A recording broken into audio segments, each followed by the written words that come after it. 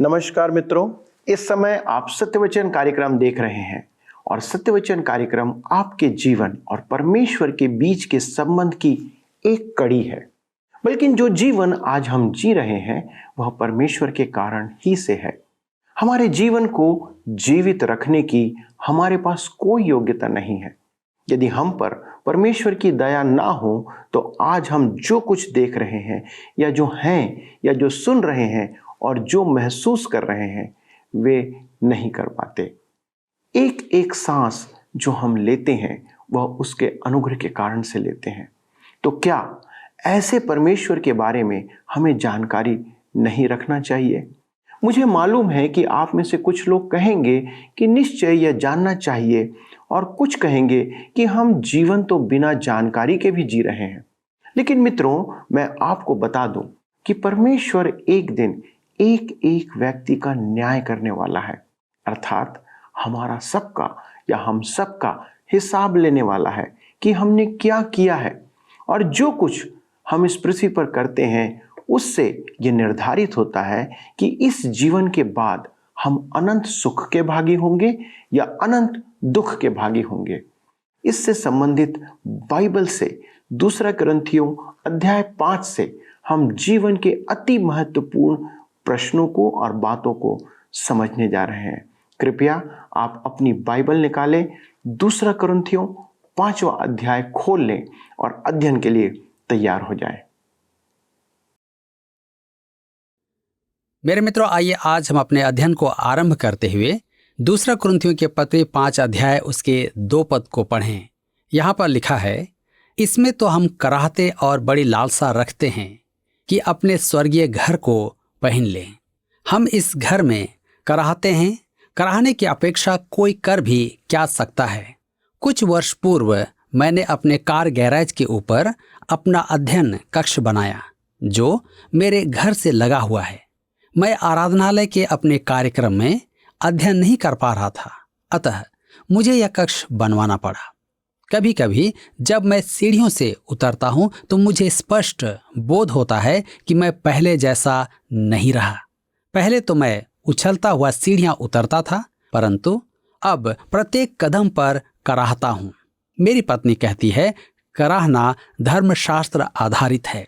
पौलुस कहता है कि इस घर में हम कराहते हैं और जब तक मैं इस घर में हूं मैं कराहता ही रहूंगा। 2 कुरिन्थियों 5 के 3 पद में आगे लिखा है कि इसके पहनने से हम नंगे ना पाए जाएं। यह बड़ी रोचक बात है। एक दिन यीशु अपनों को इस संसार से ले जाएगा। हम अपने प्रभु से मिलने के लिए हवा में उठा लिए जाएंगे और फिर उसके सामने खड़े होंगे। यह हमारे लिए कैसा होगा? हम उसकी धार्मिकता धारण करेंगे। हम नंगे नहीं पाए जाएंगे। मेरे मित्रों, मृत्युकोत्थान पर सब उसकी धार्मिकता धारण किए हुए नहीं होंगे। रोमियो के पत्र 4 अध्याय उसके 25 पद में पौलुस कहता है, वह अर्थात मसीह हमारे अपराधों के लिए पकड़वाया गया और धर्मी ठहरने के लिए जिलाया भी गया। यह हमारी धार्मिकता है, परंतु कुछ लोगों ने उसकी धार्मिकता स्वीकार नहीं की है। उन्होंने मसीह को त्याग दिया है। अतः धर्मी और अधर्मी दोनों का मृत्युकोत्थान होगा। प्रेरितों के काम 24 अध्याय उसके 15 पद में पौलुस कहता है, धर्मी अधर्मी दोनों का जी उठना होगा।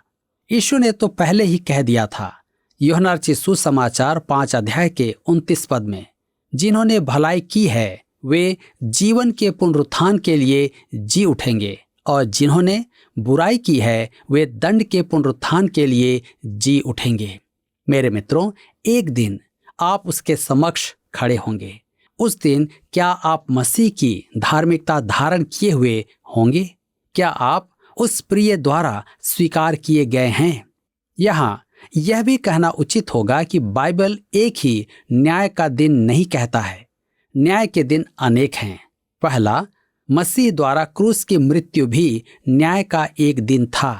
यीशु ने हमारा दंड उठाया, इसलिए वह कह पाया यूहन्ना 5 उसके 24 में, मैं तुमसे सच सच कहता हूँ, जो मेरा वचन सुनकर मेरे भेजने वाले पर विश्वास करता है अनंत जीवन उसका है और उस पर दंड की आज्ञा नहीं होती, परंतु वह मृत्यु से पार होकर जीवन में प्रवेश कर चुका है। दूसरा, अपना न्याय का दिन। पहला कुरिन्थियों के पत्र 11 अध्याय उसके 31 पद में लिखा है, यदि हम अपने आप को जांचते तो दंड ना पाते। तीसरा, विश्वासी को परमेश्वर की ताड़ना का दिन। इब्रानियों के पत्र 12 अध्याय उसके 6 पद में लिखा है, प्रभु जिससे प्रेम करता है उसकी ताड़ना भी करता है, और जिसे पुत्र बना लेता है उसको कोड़े भी लगाता है। चौथा, विश्वासी के कामों का न्याय, जैसा हम इसी अध्याय में आगे देखेंगे। पांचवां, इस्राएल का न्याय। छठवां, अन्य जातियों का न्याय। सातवां, पतित स्वर्गदूतों का न्याय। और आठवां, श्वेत सिंहासन के समक्ष न्याय। सब उद्धार रहित मनुष्यों का न्याय। वे मसीह की धार्मिकता से वंचित नंगे खड़े होंगे। उनका न्याय उनके कामों के आधार पर होगा। वे यही चाहते हैं।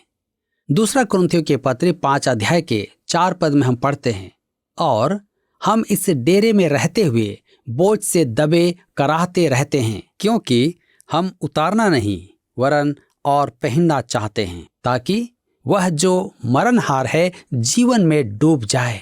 यदि आपको कराहना है तो कराहें। मेरे मित्रों, यह धर्मशास्त्र आधारित है। हम बोझ से दबे हैं, इसलिए इस देह में कराहते हैं। हमें नंगेपन की चिंता नहीं है, क्योंकि हम मसीह की धार्मिकता में आवृत हैं। वही हमारा उद्धारकर्ता एवं आशा है। दूसरा कुरिन्थियों के पत्र 5 अध्याय के 5 पद में लिखा है, जिसने हमें इसी बात के लिए तैयार किया है वह परमेश्वर है, जिसने हमें बयाने में आत्मा भी दिया है। आत्मा के बयाने का अर्थ है अभी और भी आना है। उसने हमारे इस दुर्बल देह में, हमारे इस क्षणभंगुर देह में पवित्र आत्मा दिया है। पवित्र आत्मा केवल बयाना है। मसीह ने हमें मोल लिया है, जिसका बयाना पवित्र आत्मा है। एक दिन हम सब दुर्बल देह से निकलकर हवा में मसीह के साथ होंगे। यह कैसी अद्भुत भावी आशा का परिदृश्य है। दूसरा कुरिन्थियों 5 के 6 में हम पढ़ते हैं, अतः हम सदा ढाढ़स बांधे रहते हैं और यह जानते हैं कि जब तक हम देह में रहते हैं तब तक प्रभु से अलग हैं। हमें इस देह में शांति मिलती है। मुझे तो अपनी यह देह अच्छी लगती है। मेरे कान के पास एक दाग है जो मैंने शिशु अवस्था में चलना सीखते समय पलंग से टकरा कर पाया है। मैं वर्षों से इस देह में हूँ और अब इसका आदी हो गया हूँ, परंतु इस देह में रहते हुए मैं प्रभु की उपस्थिति में अनुपस्थित हूँ। दूसरा कुरिन्थियों के पत्र 5 के 7 पद में लिखा है, क्योंकि हम रूप को देखकर नहीं पर विश्वास से चलते हैं। जी हाँ, पौलुस इतने विश्वास से कैसे कह सकता है कि इस देह से निकलकर हम प्रभु के साथ उपस्थित होंगे। पौलुस कहता है कि हम विश्वास में जीवित रहते हैं। हम परमेश्वर के वचन पर विश्वास करते हैं। मैं मनुष्यों की अपेक्षा परमेश्वर के वचन पर विश्वास करूंगा। यह विश्वास है कि परमेश्वर के वचन पर विश्वास करें। मेरे प्रियो, हम इस देह में रहते हुए मसीह की उपस्थिति में अनुपस्थित हैं। दूसरा कुरिन्थियों 5 के 8 पद में लिखा हुआ है, इसलिए हम ढाढ़स बांधे रहते हैं और देह से अलग होकर प्रभु के साथ रहना और भी उत्तम समझते हैं। ध्यान दीजिए, प्रभु के साथ रहना अर्थात प्रभु के साथ आराम से रहना। यहाँ विषमता व्यक्त की गई है। इस देह में आराम से रहने और प्रभु के साथ आराम से रहने में।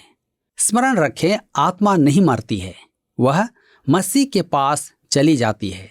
देह को मृत्यु आती है, देह में परिवर्तन आता है। आप यह न भूलें कि एक पीढ़ी ऐसी होगी जो मरेगी नहीं, उसका देह परिवर्तन होगा। पहला कुरिन्थियों के पत्र 15 अध्याय उसके 51 और 53 में पौलुस इस भेद की बात कहता है, देखो मैं तुमसे भेद की बात कहता हूँ, हम सब नहीं सोएंगे, परंतु सब बदल जाएंगे, क्योंकि अवश्य है कि यह नाशवान देह अविनाश को पहन ले। अतः देह ही है जो मौत की नींद होती है, और देह ही है जो उठ खड़ी होती है। पुनरुत्थान आत्मा का नहीं होता है। पुनरुत्थान के मूल यूनानी शब्द का अर्थ है खड़े होना। यह देह ही है जो एक दिन उठ खड़ी होगी।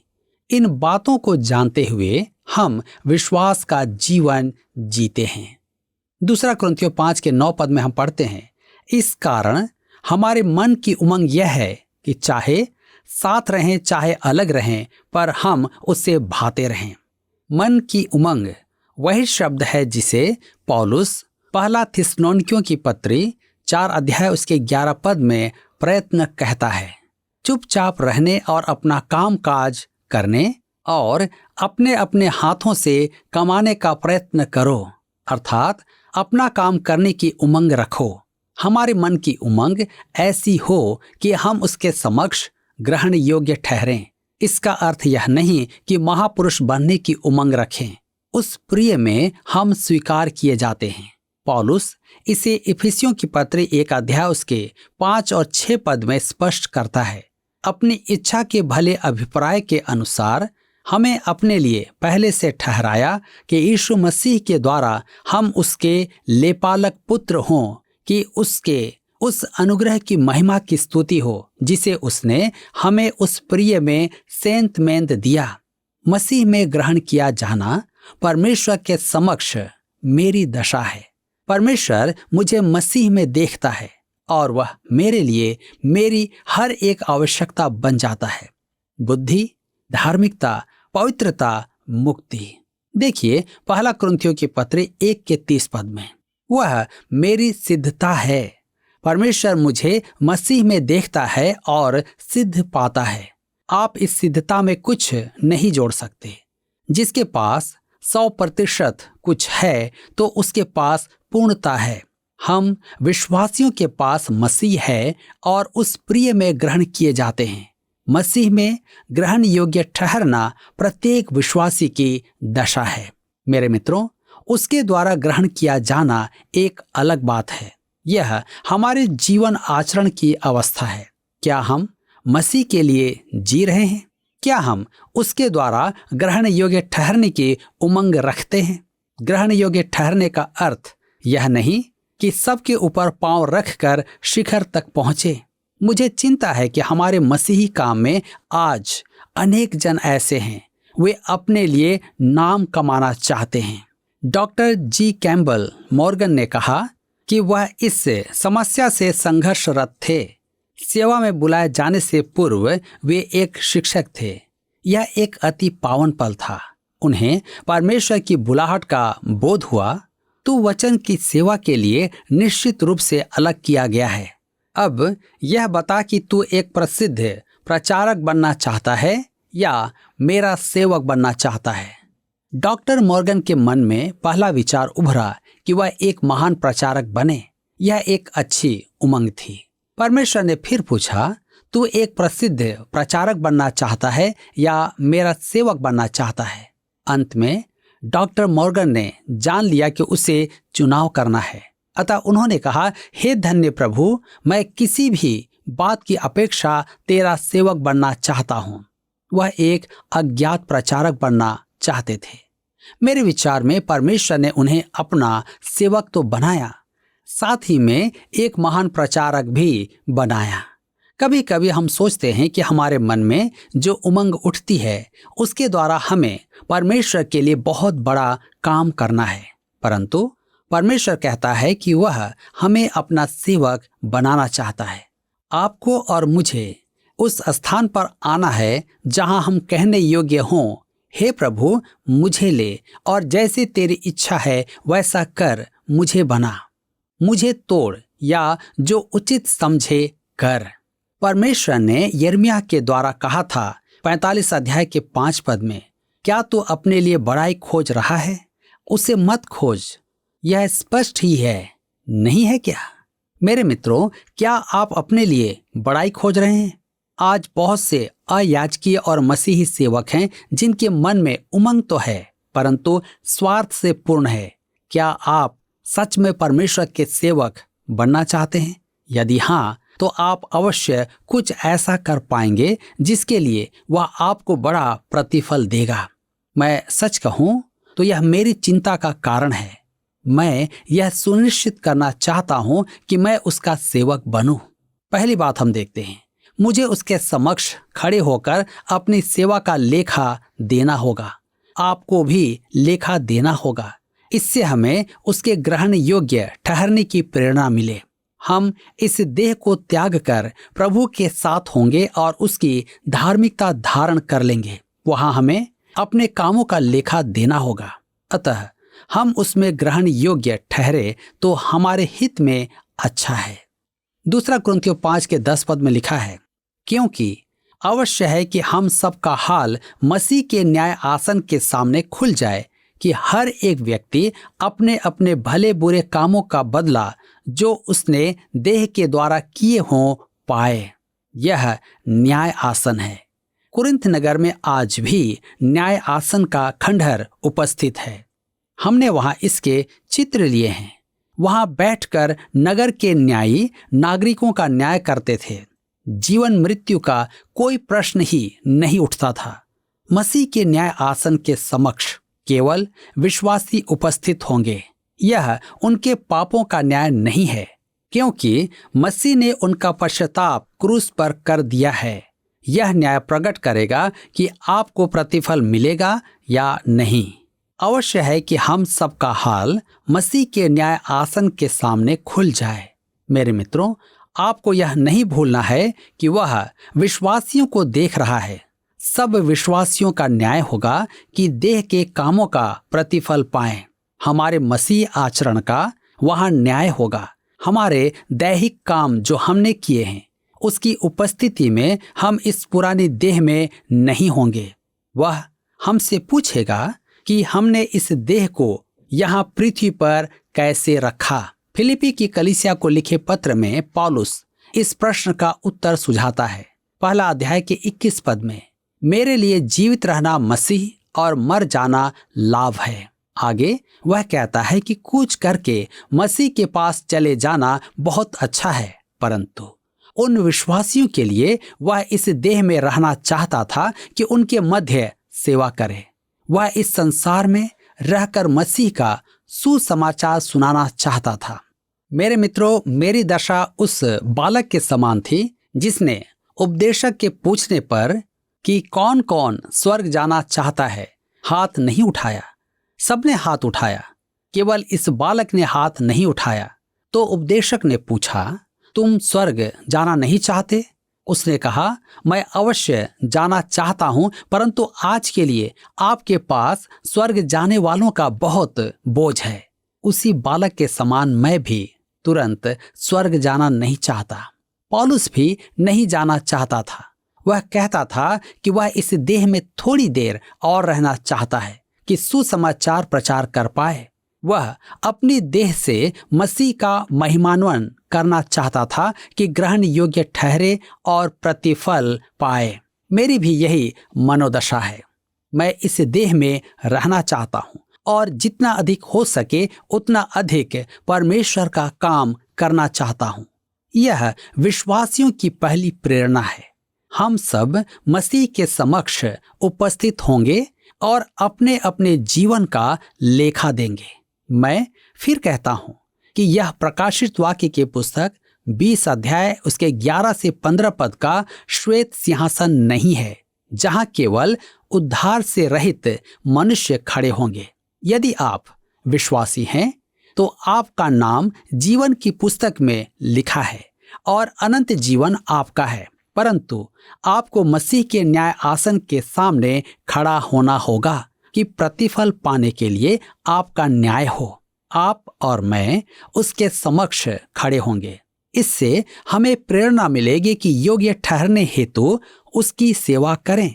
तब उसकी उपस्थिति में हम उसके मुंह से सुनेंगे, बहुत अच्छा, मेरे अच्छे और विश्वास योग्य सेवक। दूसरी बात देखते हैं, प्रभु का भय हमें मनुष्यों को विश्वास दिलाने की प्रेरणा देता है। दूसरा कुरिन्थियों के पत्री 5:11 में लिखा है, इसलिए प्रभु का भय मानकर हम लोगों को समझाते हैं, परंतु परमेश्वर पर हमारा हाल प्रकट है और मेरी आशा यह है कि तुम्हारे विवेक पर भी प्रकट हुआ होगा। प्रभु का भय मानने के बारे में बाइबल बहुत चर्चा करती है। नीति वचन 9:10 में लिखा है कि परमेश्वर का भय मानना बुद्धि का मूल है। मुक्त विचारक की एक धारणा यह है कि हमें परमेश्वर से भयभीत नहीं होना है। वे परमेश्वर को एक मधुर स्वभाव, बुराई को अनदेखा करने वाला कहते हैं, जिसके साथ आप अपनी निरंकुश इच्छा पूरी कर सकते हैं। मुक्त विचारक परमेश्वर के वैश्विक पिता होने और मनुष्य का वैश्विक भाई होने की शिक्षा देते हैं। यह सबसे अधिक घृणित शिक्षा है। क्या आप जानते हैं कि परमेश्वर का वचन कहता है इब्रानियों के पत्री 10:31 में, जीवते परमेश्वर के हाथों में पड़ना भयानक बात है। हम मनुष्य को नकली रोटी न दें, हम आंसू बहाने वाला या आनंद विभोर करने वाला सुसमाचार न सुनाएं। हमारा परमेश्वर पवित्र एवं धर्मी परमेश्वर है। यही पवित्र परमेश्वर आपसे प्रेम करता है। यही है वह पवित्र परमेश्वर जो आपका उद्धार करना चाहता है। परंतु मेरे मित्रों, यदि आप परमेश्वर की इच्छा के अनुसार उसके पास नहीं आते तो न्याय के लिए तो आपको उसके पास आना ही होगा। इसलिए प्रभु का भय मानकर हम लोगों को समझाते हैं। अनेक मंच आज नरक के संदेश से वंचित हैं। दंड और न्याय पर भी बहुत कम संदेश हैं। इसका परिणाम यह है कि परमेश्वर का न्याय आज भुलाया जा चुका है। प्रभु यीशु ने कहा था कि वह खोए हुओं को ढूंढने और उनका उद्धार करने आया था। मेरे मित्रों, जीवते परमेश्वर के हाथों में पड़ना भयानक बात है। हमें परमेश्वर के दंड से डरना आवश्यक है। हमें स्मरण रखना है कि हमें उसे लेखा देना होगा। दूसरा कुरिन्थियों के पत्री 5:12 में हम पढ़ते हैं, हम फिर भी अपनी बड़ाई तुम्हारे सामने नहीं करते, वरन हम अपने विषय में तुम्हें घमंड करने का अवसर देते हैं कि तुम उन्हें उत्तर दे सको जो मन पर नहीं वरन दिखावटी बातों पर घमंड करते हैं। दूसरे शब्दों में, यदि आप परमेश्वर की पूर्ण इच्छा का प्रकाशन करते हैं तो प्रेम पूर्वक करें। गर्जन और बिजली की चमक सा वातावरण ना बनाएं। हमें यह समझना और स्पष्ट करना है कि मनुष्य भटक चुका है। यदि हम कहें कि हम अपनी प्रशंसा नहीं करते, अर्थात ख्याति नहीं चाहते, मैं आज की मीठी मीठी बातों से बहुत डरता हूँ। आज मनोविज्ञान का बोलबाला है, कैसे एक स्वीकार्य व्यक्ति बने। क्या मैं कह सकता हूँ कि मसीह से रहित आपको मनोविज्ञान की आवश्यकता नहीं। आप नरक जाने वाले पापी हैं। आप पाप के मार्ग पर हैं। आपको यदि कोई आवश्यकता है तो वह मसीह है। मेरे मित्रों, मेरी बातें मुझे आप में प्रिय नहीं बनाएंगी, परंतु यह परमेश्वर का वचन है। हम स्वयं को आपको नहीं सौंपते हैं। हम नहीं चाहते कि आप हम में गर्व करें।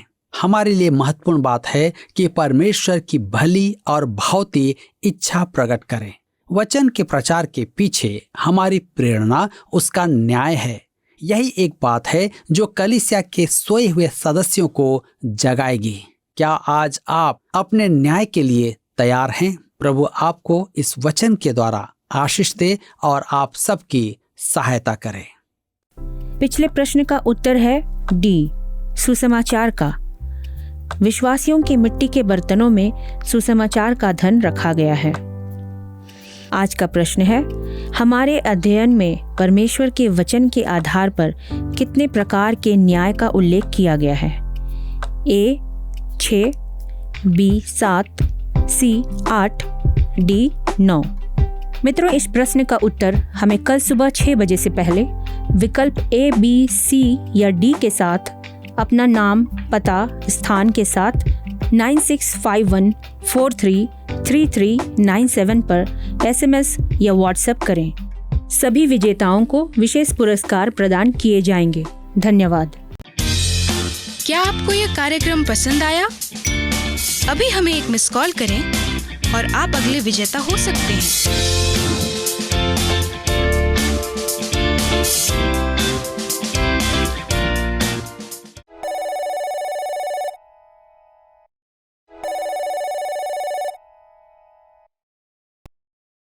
मित्रों, हमारा जीवन एक अधूरा जीवन है, इसलिए ये जीवन कहलाता है।